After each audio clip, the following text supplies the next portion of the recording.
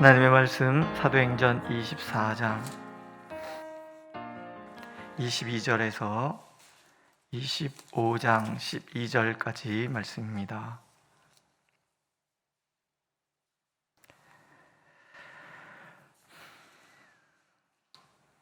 함께 읽겠습니다. 22절. 벨릭스가 이 도에 관한 것을 더 자세히 아는 거로 연기하여 이르되 천부장 루시아가 내려오거든 너의 일을 처결하리라 하고 백부장에게 명하여 바울을 지키되 자유를 주고 그의 친구들이 그를 돌보아 주는 것을 금하지 말라 하니라. 수일 후에 벨릭스가 그 아내 유대 여자 드로실라와 함께 와서 바울을 불러 그리스도 예수 믿는 도를 듣거늘 바울이 의와 절제와 장차 오는 심판을 강론하니 벨릭스가 두려워하여 대답하되 지금은 가라, 내가 틈이 있으면 너를 부르리라 하고 동시에 또 바울에게서 돈을 받을까 바라는 고로 더 자주 불러 같이 이야기하더라. 이태가 지난 후 부르기오 베스도가 벨릭스의 수임을 이어받으니 벨릭스가 유대인의 마음을 얻고자 하여 바울을 구류하여 두니라. 베스도가 부임한 지 3일 후에 가이사라에서 예루살렘으로 올라가니 대제사장들과 유대인 중 높은 사람들이 바울을 고소할세 베스도의 호의로 바울을 예루살렘으로 옮기기를 청하니 이는 길에 매복하였다가 그를 죽이고자 함이더라. 베스도가 대답하여 바울이 가이사라에 구류된 것과 자기도 멀지 않아 떠나갈 것을 말하고 또 이르되 너희 중 유력한 자들은 나와 함께 내려가서 이 사람에게 만일 옳지 아니한 일이 있거든 고발하라 하니라. 베스도가 그들 가운데서 8일 혹은 10일을 지낸 후 가이사라로 내려가서 이튿날 재판 자리에 앉고 바울을 데려오라 명하니 그가 나오매 예루살렘에서 내려온 유대인들이 둘러서서 여러 가지 중대한 사건으로 고발하되 능히 증거를 대지 못한지라. 바울이 변명하여 이르되 유대인의 율법이나 성전이나 가이사에게나 내가 도무지 죄를 범하지 아니하였노라 하니 베스도가 유대인의 마음을 얻고자 하여 바울더러 묻되 내가 예루살렘에 올라가서 이 사건에 대하여 내 앞에서 신문을 받으려느냐. 바울이 이르되 내가 가이사의 재판자리 앞에 섰으니 마땅히 거기서 신문을 받을 것이라. 당신도 잘 아시는 바와 같이 내가 유대인들에게 불의를 행한 일이 없나이다. 만일 내가 불의를 행하여 무슨 죽을 죄를 지었으면 죽기를 사양하지 아니할 것이나 만일 이 사람들이 나를 고발하는 것이 다 사실이 아니면 아무도 나를 그들에게 내줄 수 없나이다. 내가 가이사께 상소하노라 한데 베스도가 배석자들과 상의하고 이르되 내가 가이사에게 상소하였으니 가이사에게 갈 것이라 하니라. 아멘. 사도행전 후반부 특히 바울이 예루살렘에서 결박당하고 또 재판받고 로마로 후송되는 전 과정을 대표하는 하나님의 말씀은 우리가 지난주 금요일날 읽었던 것처럼 사도행전 23장 11절의 말씀입니다. 그날 밤에 주께서 바울 곁에 서서 이르되 담대하라, 내가 예루살렘에서 나의 일을 증언한 것 같이 로마에서도 증언하여야 하리라. 그러니까 이 모든 과정에 하나님 예수께서 바울을 찾아오셔서 들려주셨던 이 말씀대로 이루어지고 있다라는 거예요. 세상의 어떤 권세도 예수 그리스도께서 계획하신 그 일들을 방해하지 못합니다. 왜냐하면 하나님께서 온 나라와 백성과 또 하늘과 땅의 통치자라는 것은 어떤 상황에도 변하지 않는 것이기 때문에 그렇습니다. 이 말씀들이 오늘 우리에게도 적용되는 것도 마찬가지인 거예요.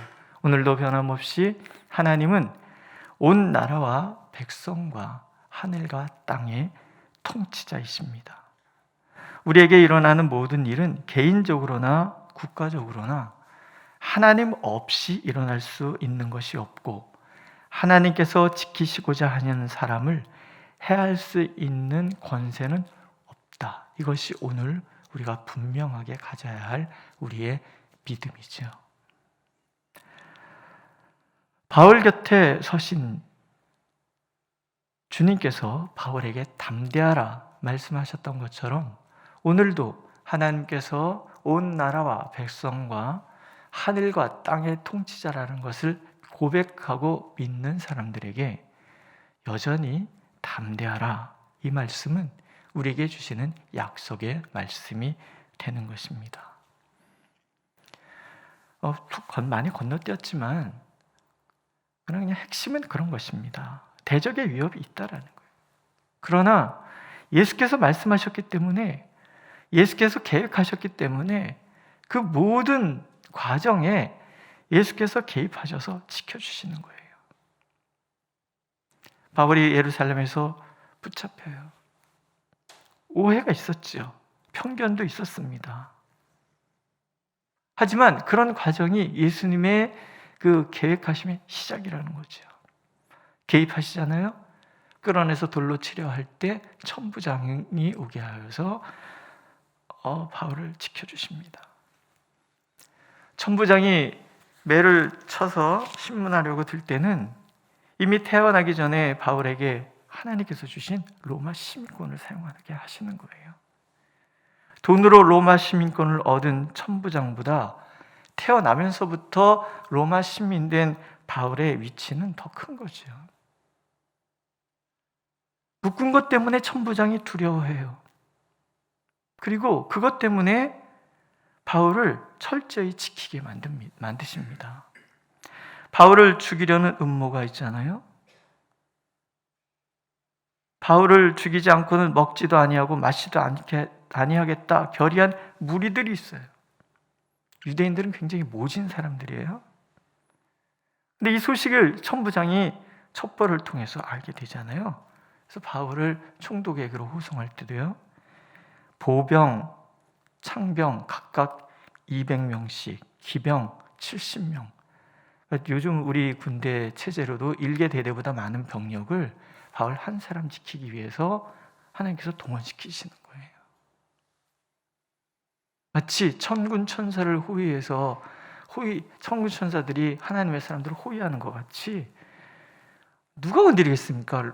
잘 훈련된 로마 군인 470명이 지키는 사람을 하나님이 다 하시는 거예요. 하나님은 그렇게 호송하게 만드는 거죠.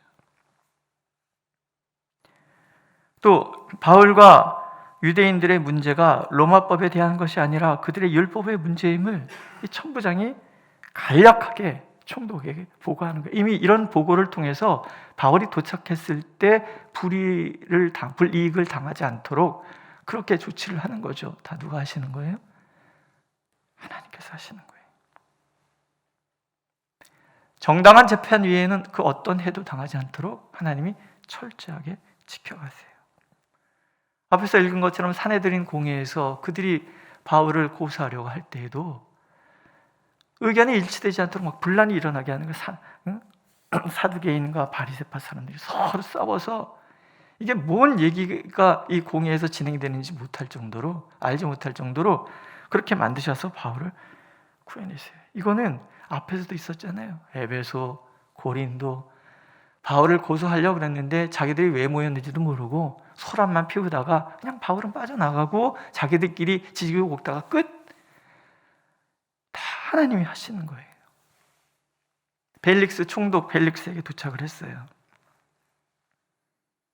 벨릭스는 뇌물을 좋아하고요, 유대인들의 환심을 사는 것을 좋아하는 사람이긴 하지만 아내가 유대인이어서 유대의 이 도를 누구보다 잘 아는 사람이에요.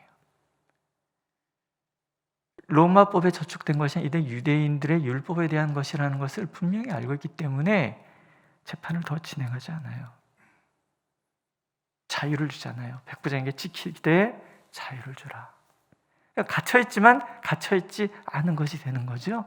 이런 보호 속에서 하나님께서 바울을 로마로 데려갈 수 있는 시간을 충분히 마련해 주는 거죠. 안 그래서 몇십 년을, 그러니까 오랜 시간을 전도 여행을 다니느라 고생했던 바울이 이 옥에 갇혀서 신학을 정비하기도 하는 시간을 갖고 또 그래서 앞으로 후대에게 그 말씀을 주실 그 하나님의 계획을 이렇게 세워가지 않았겠나.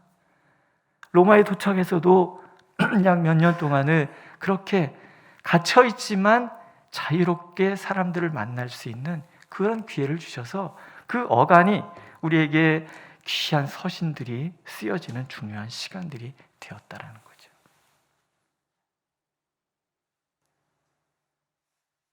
그것뿐만이 아니에요. 베스도라는 사람이 왔어요. 이 사람은 잘 모르는 사람이죠. 이 사람은 유대인의 환심을 사기 위해서 유대인대로 하려고 그래요. 그때 또 하나님께서 바울이 가지고 있는 로마 시민권을 사용하는 거예요. 로마 시민들에게는 특권이 있었어요. 어떤 재판을 받을 때 내가 왕 앞에서 이 재판을 받기를 원한다 그러면 누구도 어느 지역의 총독도 방해할 수 없어요. 베스도는 유대인들의 환심을 사야 될 입장이기는 하지만 그러나 로마법을 지키기 위해서 파송된 사람이기 때문에 지키는 거예요. 그래서 로마로 가기가 결정이 되는 거죠. 뿐만이 아니죠. 벨릭스에게 복음을 전하고요. 아그리빠 왕에게도 복음을 전하고요. 예수님 말씀하신 그대로 되는 거예요. 네가 예루살렘에서 나의 일을 증언한 것 같이 로마에서도 증언하여야 하리라. 그렇게 계획을 세우셨기 때문에 그렇게 계획을 진행해 가시는 거예요. 여러 그 어둠의 권세들이 공격해오는 상황들이 펼쳐지지만 하나님을 모르는 사람들이 자기들 계획대로 무엇을 하는 것 같아 보이지만 이 모든 과정에 개입하신 분은 하나님이시고 하나님은 그렇게 하나님의 선하신 뜻을 이루어 가시는 거죠.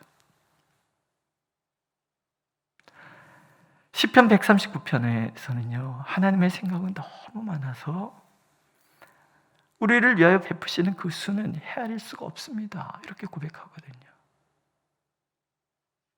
우리가 잘 모르기 때문에 하나님이 오늘도 우리와 함께 하시는지 의심도 들고 오늘 되어지는 일들이 결말을 알지 못하기 때문에 두려워하기도 하지만 그러나 여전히 우리 하나님께서는 우리에게 말씀하시는 거예요. 안심하라. 담대하라. 하나님이 우리와 함께 하신다는 거죠. 인간들의 모든 연약함까지도 사용하셔서 하나님의 뜻을 이루시는데 선한 의도는 선한 의도대로 사용하시고 악한 계획은 악한 계획으로도 하나님의 선을 이루도록 그렇게 인도해 가시는 거예요. 그렇다면 우리는 이 말씀을 통해서 이런 교훈을 얻죠. 하나님의 약속의 말씀에 굳게 서야 한다 하는 거예요. 제가 지난주에도 말씀드린 것처럼 요즘 저는 고린도후서 1장 20절 말씀에 꽂혀서 살아요. 그렇지. 하나님께서 그리스도 안에서 약속하신 것은 다 예스라고 말씀하시는 하나님이시라면 우리는 하나님 앞에서 당당하게 말씀을 붙들고 기도할 수 있는 거예요. 하나님이 이리 말씀하셨으니 이 말씀을 예스라고 말하신다고 말씀하셨으니 우리가 그리 될 줄로 믿습니다. 아멘으로 우리가 받아들입니다. 하면 하나님은 이 말씀 가운데 현존하셔서 하나님이 말씀하신 그대로 이루어지도록 일을 하신다는 거예요. 5만 번의 기도 응답을 받았다고 얘기하는 주지 물러의 간증에 보면 이 사람은 기도하기 전에 항상 이 상황에 맞는 하나님의 약속의 말씀이 무엇인지를 찾았다는 거예요. 그리고 약속의 말씀을 붙들고 기도하는 거예요. 이리 말씀하셨사오니 하나님 말씀하신 대로 이루어 주시옵소서 아멘 하는 거죠. 그러면 하나님은 상상할 수 없는 놀라운 방법으로 그 말씀에 대해서 약속을 지키시더라는 거죠. 그걸 자그마치 5만 번 응답받았다. 이렇게 고백하는 거예요. 물론 우리가 기대하고 바라는 대로 항상 이루어지는 것은 아니겠죠. 그러나 하나님의 신실하심과 그 성실하심은 오늘도 우리에게 주신 이 약속의 말씀들을 지키시기 위해서 열심히 일하고 계심이 틀림이 없다라는 거예요. 이것이 우리의 믿음이 되어야 하고 또 우리의 고백이 되기를 하나님은 원하고 계십니다. 오늘도 약속하시고 그 약속을 아멘으로 받아들이는 자들에게 능력으로 역사하실 하나님께서는 우리에게도 담대하라 말씀하고 계십니다. 그 하나님의 놀라운 계획 속에서 두려워 말라 말씀하시는 하나님, 두려워 말고 믿기만 하라고 들려주시는 하나님의 약속을 붙들고 오늘도 주님 안에서 승리하는 우리 모두가 되기를 하나님은 원하고 계십니다. 기도하겠습니다. 주님의 약속의 말씀을 우리가 믿습니다. 말씀하시고 말씀을 반드시 이루시는 하나님을 우리가 아멘으로 믿사오니 주여 오셔서 오늘도 우리의 기도 가운데 역사하여 주시고 우리가 말씀을 붙들고 기도할 때 말씀대로 응답하여 주옵소서. 예수님의 이름으로 기도드렸습니다. 아멘. 하늘에 계신 우리 아버지, 아버지의 이름을 거룩하게 하시며 아버지의 나라가 오게 하시며 아버지의 뜻이 하늘에서와 같이 땅에서도 이루어지게 하소서. 오늘 우리에게 일용할 양식을 주시고 우리가 우리에게 잘못한 사람을 용서해 준 것 같이 우리 죄를 용서하여 주시고 우리를 시험에 빠지지 않게 하시고 악에서 구하소서. 나라와 권능과 영광이 영원히 아버지의 것입니다. 아멘.